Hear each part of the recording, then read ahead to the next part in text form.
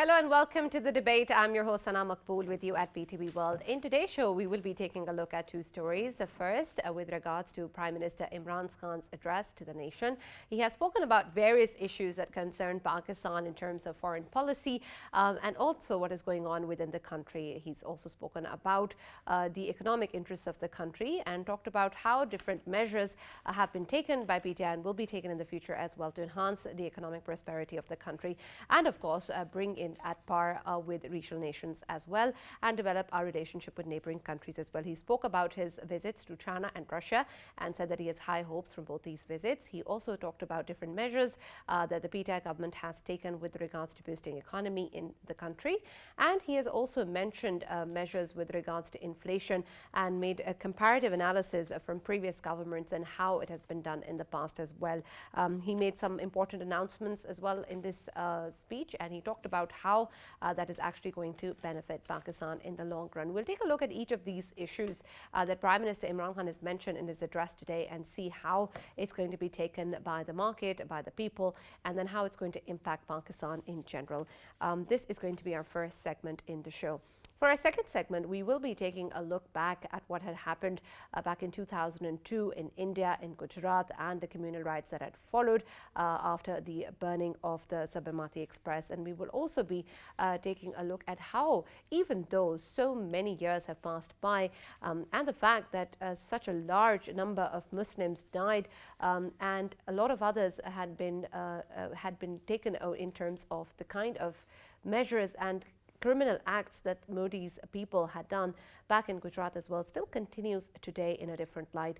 We also know that in a lot of ways, the trials that have started since 2002 still go on. A lot of the people have not been convicted. And we also know, of course, that the Prime Minister Modi, who has been famously known since 2002 as the Butcher of Gujarat, is still sitting in the Prime Minister's seat. So that it goes to show what sort of justice really has been given to the people of the communal rights in Gujarat since 2002. And then, of course, the larger picture as to what is going on in India and how this is perhaps worse in a lot of ways as to how it has happened in the past. And for this, we will also be taking a look at the different scenarios within India at the moment. These two segments are going to be discussed in today's show. We have with us in the studios, as always, Farrukh, Pitafi and Faisal, who will be part of our discussion in the show regarding both the topics. And for our second segment, we will be joined by a guest online as well. Before we start our discussion, let's take a look at what the PM said, and then we'll continue. जब से मैंने सियासत शुरू की, बल्कि उससे पहले भी, मेरी हमेशा ये ख्वाहिश थी कि पाकिस्तान की जो फॉरेन पॉलिसी हो वो आज़ाद हो। अब आज़ाद फॉरेन पॉलिसी का क्या मतलब है? आज़ाद फॉरेन पॉलिसी का मतलब ये होता है कि एक कौम अपने लोगों के फ़ायदे के लिए फॉरेन पॉलिसी बनाए। वो फॉरेन पॉलिसी ना बने जो किसी और का फ़ायदा करे और अपने मुल्क को नुकसान पहुँचा दे। और मैं आपको इस गलत फॉरेन पॉलिसी की मिसाल देना चाहता हूँ कि जो हमने अमेरिका के साथ उसकी वॉर ऑन टेरर में जब हिस्सा लिया, तो मैं शुरू से कहता गया, मेरी पार्लियामेंट में तकरीरें हैं कि हमारी उस जंग से कोई ताल्लुक़ नहीं था, कोई पाकिस्तानी मुलव्वस नहीं था 9/11 में, हमारा कोई उससे लेना देना नहीं था। तो मैं तब से कहता गया कि हमें उसमें शिरकत नहीं करनी चाहिए। Well, you heard what the Prime Minister was talking about with reference to foreign policy and Pakistan's foreign policy being independent. Faisal, we know that, of course, in the past, as the Prime Minister was talking about, a lot of mistakes on this end have been made, according to him, and a lot of actions and steps that Pakistan has taken have been harming for the country. And now, of course, he talks about how an independent foreign policy is important. Do you think that today, in terms of what we see in Pakistan's engagements with various countries in the world, where we are actually following an independent foreign policy? And if so, what else can we do with regards to enhancing our engagement with our neighbors and other important key players in international politics? Sana, I fully believe in it. Why? Because, Prime Minister Imran Khan, since the day one, he has obviously, highlighted that Pakistan's foreign policy would believe in multilateralism. Pakistan does not, choose sides. Pakistan wants to go ahead with the multilateralism, and if we look at the timeline of Prime Minister Imran Khan's politics and his political party, Pakistan Tehreek-e-Insaf, it has always highlighted that we should not be taking any sides and we should be keeping ourselves open for all of the countries, and this is what they are doing. If we look at the two previous, foreign policy of Pakistan, I would like to separate them in two. Number one, our foreign policy was during the Cold War, and then number two, during the world war on terror. He categorically highlighted both of them, that Pakistan chosen the wrong sides. At that time, Pakistan shouldn't have taken sides. Pakistan should have been, multipolar at that time. But what did we take out of Cold War? Yeah. I mean, we remember time and again we highlighted this, that Hillary Clinton herself is on record saying that, what did we do with Pakistan? We left Stinger missiles and we left Mujahideen for them to, and we said to them that you deal with it. And of course, Pakistan had to come out of it, and that Cold War gave an influx of extremism within Pakistan, which later on became a problem for Pakistan. And of course, our neighboring country, Afghanistan, was fragile at that time. If we take the example of war on terror, during war on terror was at its peak, Pakistan Tehreek-e-Insaf and Imran Khan, they were the advocates of, obviously they were advocating against the drone attacks as well as the NATO transports and all of them. Why? Because he simply maintained that this is somebody else's war at that time, and he said that we had nothing to do with it. And we gave what? We gave 80,000 people lost their lives, more than $220 billion of our economy, we lost them. And these were the fruits of both of the alliances. All right. Well, what about now, Farrukh, in terms of what has happened in the past and what the PTI government has been talking about, or what Prime Minister Imran Khan has talked about? Do you think there has been that significant shift in foreign policy since the Prime Minister has come into power? And if so, how can we see that in terms of our engagements with different countries? The Prime Minister also mentioned his recent visits to Russia and China. Do you think it's also clear to the world that Pakistan is now acting differently? Right. I don't think Pakistan has to make it clear to anybody what we are doing, right? It is basically our foreign policy and we should be actually taking care of it. I think the Prime Minister was very clear, and I think I agree with him that Pakistan should not be part of any blocs, right? And that is very important. But let us also, because there was a presentation earlier about foreign policy, let me just point out that states do what they have to. Right. It is important to remember, and I hope Faisal doesn't start shouting again. But the fact is that when in Cold War, Pakistan didn't have many choices. Pakistan was a nascent country. It was very vulnerable. India kept on bullying it. And whatever allies you could find, you found them. Right. Similarly, if you and I think that in war on terror we had any choice, we know how India was saying that if Pakistan is not ready to cooperate, you're most welcome to use us. And simultaneously, we heard about various statements as well. I think Pakistan has been doing whatever it could, and whenever it got any opportunity, it preserved relationships. One example is China. And China, despite Cold War's heat and extreme, in those days also Pakistan won this relationship and won big, and we haven't lost it. Similarly, if you open relationship with Russia, that is also a great news. In the long run, Russian people are beautiful people and we should be connecting with them as well, and there are opportunities. Now the concern right now is similar as it was during the Cold War and then the war on terror. There was a dominant order and there were challenges, right? It seems that Pakistan played a very interesting role in actually challenging the dominant order at that time. For example, in Cold War. Right now, anybody who says that we have to decide or play a role in how the world should be, whether it should be a multipolar world or a bipolar world or a unipolar world, I think they haven't learned much from history, right? Okay. We shouldn't be, there will be an order tomorrow, day after tomorrow, and there was an order in the past as well. What do? You take the best of the previous and fuse it with the opportunities of the future. And that means that you don't undermine the collective security institutions, the UNSC, the UN Charter, the Human Rights Charter, and so many other things, and then you actually argue for something better. My problem is whenever such critical moments come, Pakistan becomes too visible, and it shouldn't be. It should be focusing on rebuilding itself. So let's see how things go. But my issue is that there are people, the last time when there was not a shouting match, actually it was shouting at the end of the program. So the problem is that I don't know how much anger we have against America or any other country, but eventually you have to realize that you work for your national interest, nothing else. So we cannot allow that to hinder our judgment or to decide how we are going to behave in various aspects. All right. Let me also welcome in the debate Mr. Farrukh Chaudhary, who has joined us. Thank you very much, sir, for being with us in the debate and taking the time out. Sir, can you hear me? Yeah, I can hear. All right, so we're discussing, of course, Prime Minister Imran Khan's address today to the nation, in which he's talked about a lot of things. And right now we were talking about how the foreign policy, as the Prime Minister mentioned, should be independent and hasn't really been that way in the past, and we've suffered consequences because of it. Do you think that at the moment we are in fact seeking an independent foreign policy, and that in terms of our relationships with countries like China and Russia, we are also maintaining and can maintain a balancing act with other countries such as the US and Western allies as well?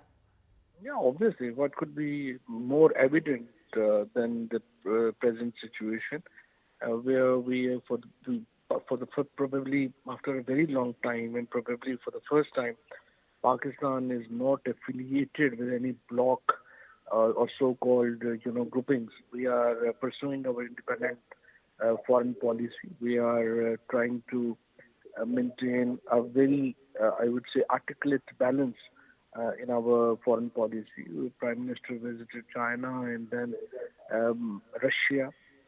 And also, we are trying to keep a very close relationship with West. And the next visit of Prime Minister is to Europe. He is going to Brussels and then Germany. And obviously, we are. I believe that this is the way how the Pakistan foreign policy should work. All right. With regards to how we are also looking inward, and in terms of going forward, that's really important for Pakistan as well. And one thing that comes to light is, of course, the economic prosperity of the country, which the Prime Minister also spoke about in his address and made a comparative analysis of the inflation that currently exists as it had done in the past. We understand that, of course, there is COVID and that the price hikes are present all over the world as well. But in terms of bringing in more investment in the country, making sure that we facilitate different businesses out there to come into Pakistan and invest, do you think that we have made progress in terms of bringing more investment in the country? I understand that a lot of tax reforms that the Prime Minister spoke about will certainly help in this regard. Well, the biggest, incentive for the investment is industrial package Prime Minister announced today, and the details will be, unveiled tomorrow by Minister of Industries Khusro Bakhtiar when he will be. We're going to Lahore tomorrow, where we will have all the chambers, and we will unveil the plan in more detailed manner. But right now, Prime Minister is very clear. We want to bring investment in industry. We want to, the only way through which we can achieve a sustainable prosperity and a sustainable economy is that we create an industrial base. So in last 3.5 years, all the policies of the government of Imran Khan were directed on this issue, and we are now this new package. We hope that will bring more investment into industry, and until and unless we don't indigenize our manufacturing and we enlarge our manufacturing, obviously the sustainable development cannot be achieved. This is what we are trying to do. I'm glad. One is really impressed that we saw this kind of concessions in the economy, price being brought down at a time when oil prices are going high. But with due respect, this is the fourth government where we have seen the vulnerability of our economy because of its dependence on fossil fuels. Is there something in the pipeline that we can eventually build some kind of strategic reserves for that matter, or if not so, then gradually we shift to non-fossil fuel energy sources, because at this moment it seems that the crisis is going to intensify and the prices are going to go further high in the international market? This is exactly what we are doing. We're building 10 dams, and the first dam will be added in 2023, and then in the 7 years of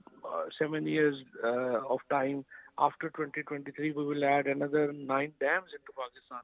This was the biggest mistake that People's Party and PMLN made. They did not build dams, and we have a shortage of water. We have a very expensive fossil fuel energy, and the solution is that we rely on our own resources, and water is the most precious source that Pakistan has. So we are trying to build dams, and we hope that on one hand we have built these nuclear facilities, civil nuclear facilities, where we will get the cheap electricity. On the other hand, we are building these dams, and now the third is the renewable energy, especially the solar, on which we are now heavily shifting. So these all 3 areas are actually, in next 10 years time, you will see the huge shift. And Pakistan's, Imran Khan is probably the only prime minister or only politician in Pakistan who is truly an environmentalist, and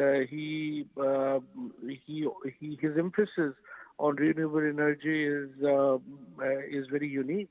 I believe that in 10 years time, you will see Pakistan will be more greener in terms of energy and in terms of trees also, and the policies of the government have already started bearing fruits, and I believe that Pakistan is on the right path. Chaudhry Sahab, if we look at Prime Minister's Beijing visit and then later on Kremlin visit, and then obviously Prime Minister of Pakistan, he spoke to the nation today, and if we look at all of these events, one thing is for sure, that Prime Minister of Pakistan is interested in bringing obviously FDIs in the IT sector and emerging technology sector, and today as well he has highlighted it. Are we expecting from Russia and from China that in coming future these 2 sectors would be finding some sort of investments?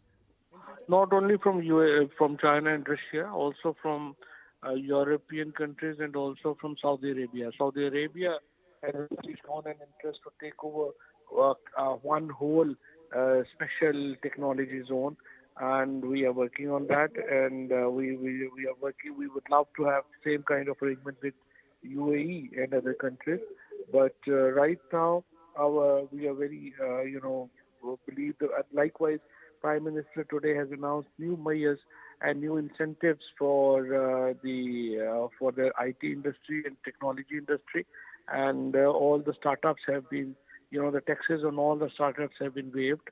Likewise, these special economic zones, special technology zones have special incentives, and we want technology companies to come and set up industry here, and this is how we are trying to transform Pakistan into a modern industrial state. Absolutely. Mr. Fawad, another very important thing that the Prime Minister spoke about was, of course, social media and the phenomenon of fake news that, of course, is affecting people and governments all over the world as well. And this is, of course, an important problem to tackle with reference to how we also know all over the world, India has also been using this propaganda to go ahead with its own ideology as well. And it's a problem internally for Pakistan as well. Moving forward, what are the measures that can be taken to tackle this issue, and how is it being done so? This is a huge challenge, and that's why we have to make a law. And the law was made in 2016. About 100,000 complaints were filed under this law, but unfortunately only 38 complaints were dismissed last year.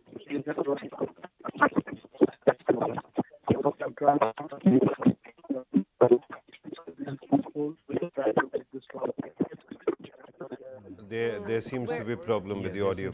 problem. We were actually unable to hear that, Mr. Fawad. Thank you so much for joining us.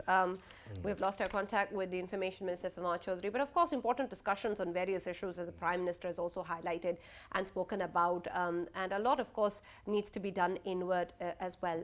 Farrukh, what I posed to Mr. Fawad, I want to also ask you with regards to how we're going to move forward in terms of, first of all, deciding what exactly is going to be defamation or, as the Prime Minister said, character assassination, or how these social values are also jeopardized. Fake news is one thing, but then how are we going to use social media or other such mediums with regards to moving forward with the national character? I see that you're not going to give me a break today. Earlier you said that you're going to start with economy and ended up talking about foreign policy.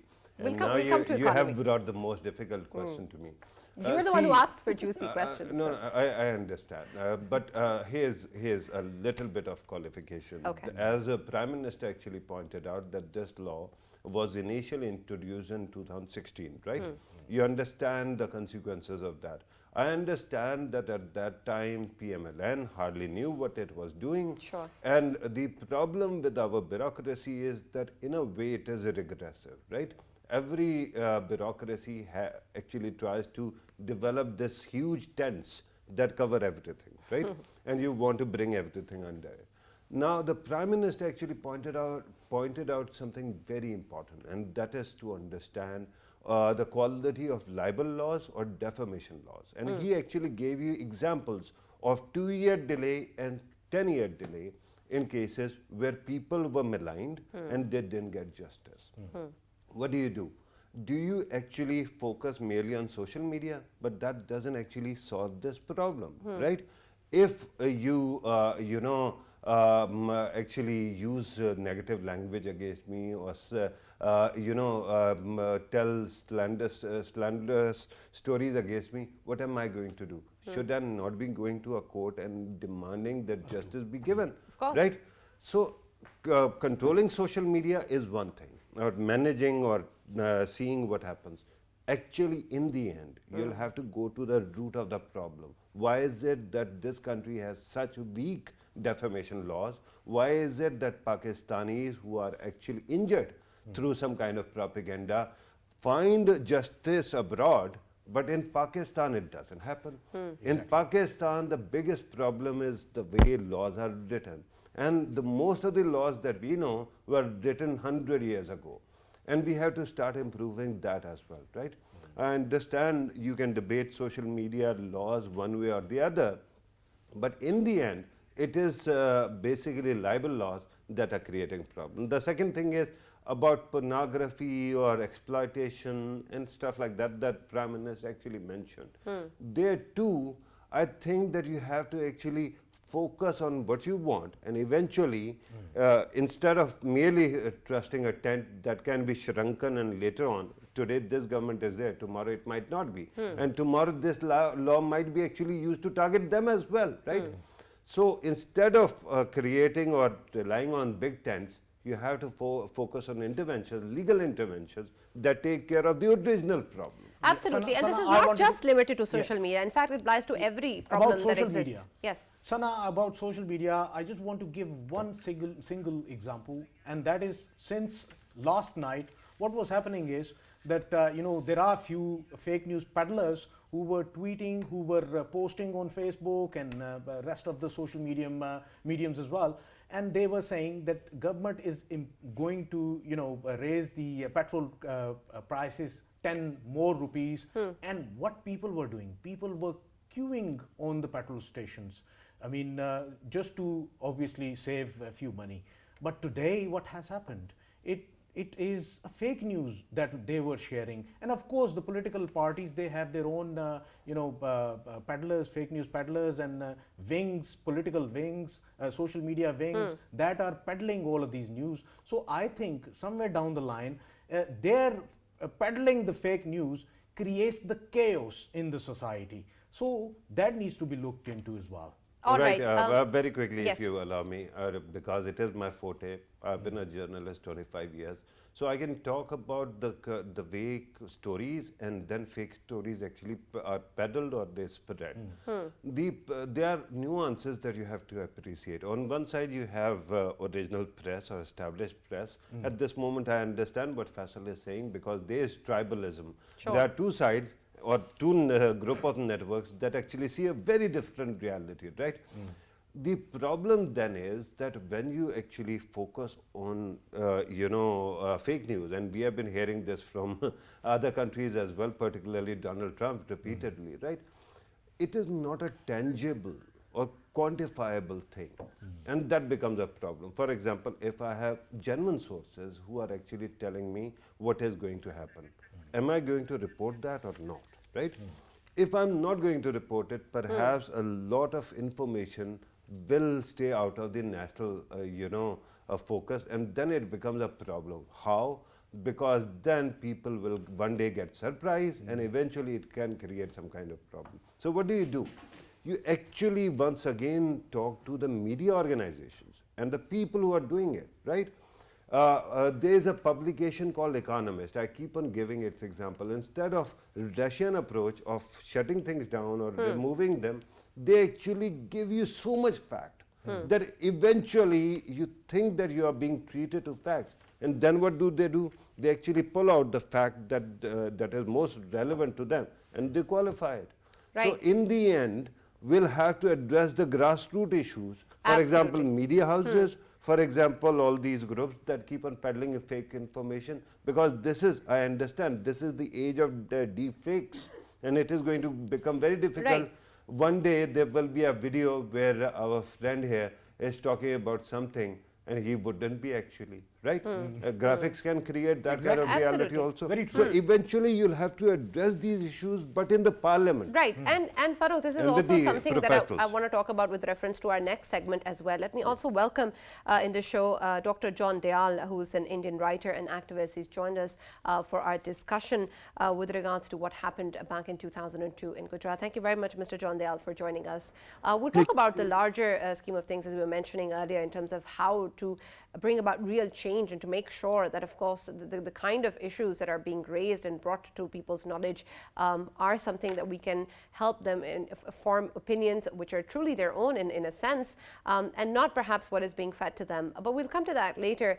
I also want to first talk about what happened back in 2002 in terms of so many Muslims who've lost their lives and the kind of communal riots that took place. Of course, there was so much violence back in 2002. But many decades later, 2 decades later, we realized that perhaps the situation is altogether not that different. Do you think that the Gujarat incident sort of stands out in history in a way even now? Because it seems to me as if a lot of that is happening on a daily basis. Would it make sense if I were to put it in these words, that 2002, which should have been condemned, for which governments should have apologized, is being worn as a medal to win further elections. For instance, the one going on in UP.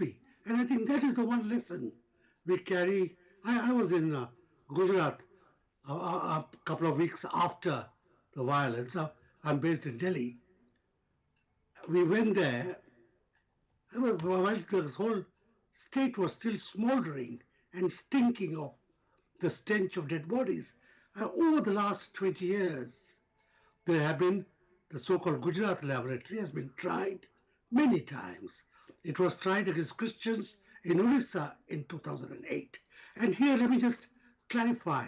We don't call them riots. Riots imply a certain equivalence between two parties.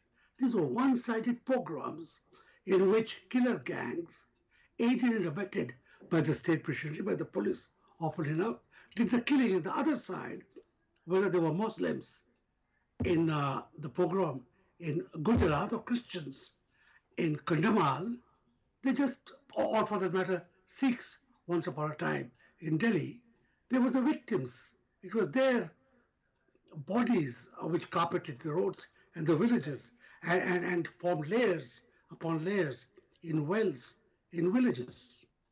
Right. John Dal sir, I'm glad that you are addressing this matter very with clarity of vision. Let me very quickly ask you about lessons regarding institutions. It seems that in the past 22 years, whatever evidences were created and that forced Khushwant Singh to write End of India, that evidence actually brick by brick was dismantled and removed. Any person who was a witness either was sent to prison or then they disappeared, somebody was killed or they were forced to withdraw. And that actually brings it to the systemic weaknesses in post-colonial societies where institutions perhaps are not developed. So this is one aspect which is important. The second one, the so-called Gujarat model. Is it merely about economics or was it also about ghettoization of the minorities? Because we know that eventually Muslims who were victims in Gujarat were reduced to certain fringes of society where still industrial waste is dumped and people get poisoned because of that. You're quite right. If you go to Ahmedabad today, and if you're a Hindu, you will be able to rent a house anywhere you wish to. If you're a Muslim, no Hindu is going to give you his house, and you will end up, of course, even if you don't want to, go and live in a Muslim mohalla or a Muslim colony, depending on your economic status. And that is what ghettoization is all about. And I mean, why go to Ahmedabad? You can see it developing in the national capital of Delhi, where the old Muslim hamlets of the Mughal period, the Sultanate period, have now become the slums, the ghettos, because people don't get houses where they want to live, which are close to the schools, close to the university. Nobody gives you a house. And that is true for almost every major city in North and West India. But let me come to what you're saying about post-colonial countries like India and Pakistan. It is true and it is not true. Because the Indian police is a derivative of what was the IP of British, officered both by Asians and by Englishmen and Scot, very few Scot and Irish, largely Englishmen. The traditions they set up for the police was brutal. It was for the empire. Those traditions continue. The good ones, which would include a certain amount of integrity, a certain amount of personal honesty, they have vanished. So the good has vanished, the evil has persisted, and now has been further weaponized. In India particularly, and I'm not an expert on Pakistan other than from what I read from people like you, but in India, there has been a decay of all institutions, particularly the constitutionally mandated institutions, including the courts, the high courts of the Supreme Court, the police, the ministries of Home Affairs, all the other police paraphernalia, the subordinate judiciary. So here, the National Commission for Human Rights, for all those commissions, they've all been reduced to just being puppets in the hands of a master puppeteer and two puppeteers, should we say. Mr. Modi and Dr. Dayal, you've rightly pointed out the facts about good and evil. Of course, in today's India, we are seeing, and you have mentioned it as well, that good is vanishing and evil is persisting. If I say that in the after obviously India came into being, the idea of secular India, the idea of secular constitution of India was a gelling force between Hindutva, Hindus and the rest of the religions living in India, like Christians, Muslims, Sikhs, and for a matter Dalits as well, because they get persecuted at the hands of Hindutva ideology as well. So could we say that now, when India is quickly turning itself from a secular India to a Hindutva India, the idea of India being a country is obviously fading down? And what do you see as a future of today's India? let me tell you, there's a private member's bill pending in the Lok Sabha which wants to delete the word secular and socialist from the Constitution of India. These words were added by Indira Gandhi to make it clear to the meanest intelligence that India, as defined in the constitution, was after partition a secular country where every faith had equal rights and where the government was equally aloof or equally connected with every faith. And she put it there because there were people who would want to interpret. But now again, they're harking back, and they would hark back because their idols now are back to Mr. Godse, who killed Mahatma Gandhi, and his mentor, Mr. Savarkar, who created the doctrine in which eventually Gandhi was assassinated. So when these are the heroes, when those are the sort of bills trying to prune the Indian constitution of all that is sacred there, what can we have? But Dr. Dayal, it probably makes more sense in a way to remove these words because it'll be closer to reality as to what is going on in India right now. They are being honest. Surrender will be okay? Okay, right, go ahead. With reference to what you said earlier in terms of all the institutions in India decaying, and you mentioned yourself, of course, the judiciary as well, and that's an important institution when we look at a means to get justice with whatever is going wrong in India, and for the common man to also get that. What route is left then for the people who are being faced with discrimination, with violence, with the kind of human rights violations that are going on in India? What do they do? Legally, do they have an option? No, one thing they will not do, despite all the taunts and temptations, they will not resort to violence. Because if they do, we are all doomed. There will be a jail massacre. As you know, there have been calls at holy places like Haridwar and elsewhere in Chhattisgarh for a genocide, for a cleansing of the Indian landscape of all Muslims and all Christians. And any act of violence or mass violence or a bombing would be temptation. And that's what they did exactly this day, 20 years ago in Godhra. Although later forensics proved, as I put it on my Facebook, that the fire in the railways coach, which killed 67 or whatever Hindu activists who were coming back from Ayodhya, that they were killed because of an internal stuff used for cooking and not by Muslims waiting for them at the station. But the act of taking the bodies through a procession through cities before the cremation roused the people, and then we saw what happened. I mean, I was also there after a few days, but other reporters were there on the spot. They saw what was happening, how the police was siding with it, how the government was not acting at all. And off record, and R.B. Sri Kumar and others who were then senior officers of intelligence have said that they were witness to orders being given to allow passions to vent themselves for 2 days or 3 days, and then government would act. And that is the sort of evidence that had come through and which has not been disproved till now. And that is what the whole point is. They create an event to trigger mob violence, and then the state acts with the mob violence. That is the current situation. Right. And 2 decades later, this is what we are discussing within India in the limited freedom that we have. Most of the channels, including the government channel, are not discussing it. A few channels and some of the wire services are discussing it, and people like me are participating in it. So thank you for inviting me for this. Thank you, sir. Also, regarding what you're saying, sir, this is actually, I find very confusing that usually societies, when they get richer, they become more just, and at least they try to push towards justice. And we are coming out of 2 decades where we kept on hearing that India is incredible, India is shining, and there are great opportunities, wealth creation is going on. And then we hear about the institutions.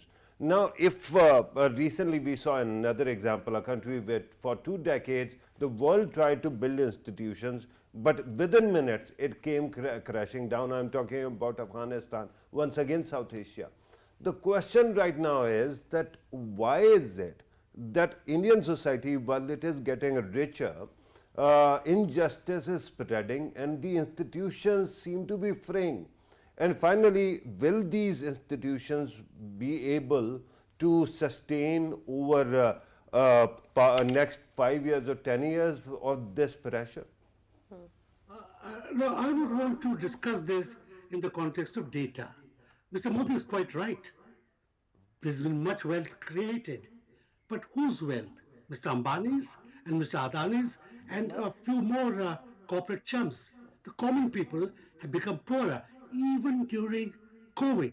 These two or three people, their worth jumped up by billions of US dollars. But the average man was starving, he was jobless.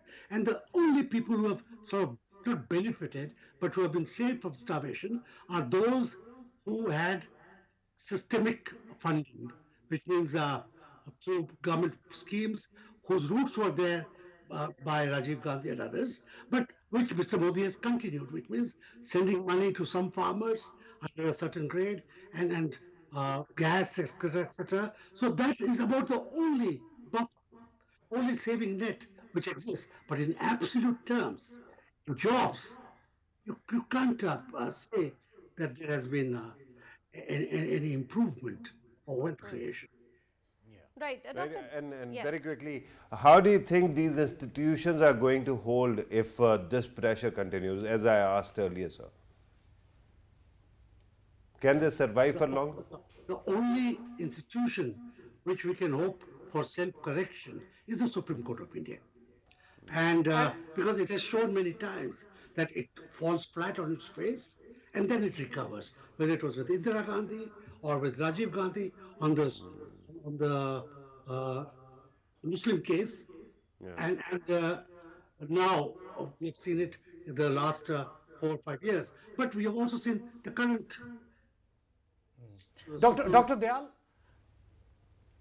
we can't hear. Dr. Dayal, you have talked about one of the institutions. If I talk about the other institution that is considered within India, of course, it is considered as, another secular institution, and that is Indian Army, as they consider themselves.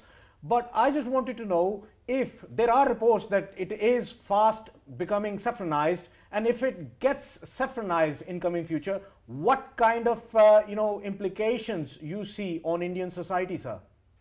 No, as I discussed on your channel a fortnight ago, the Indian Army's recruitment pattern is of a nature that while attempts continue to polarize it on religion and sectarian lines, eventually it also autocorrects.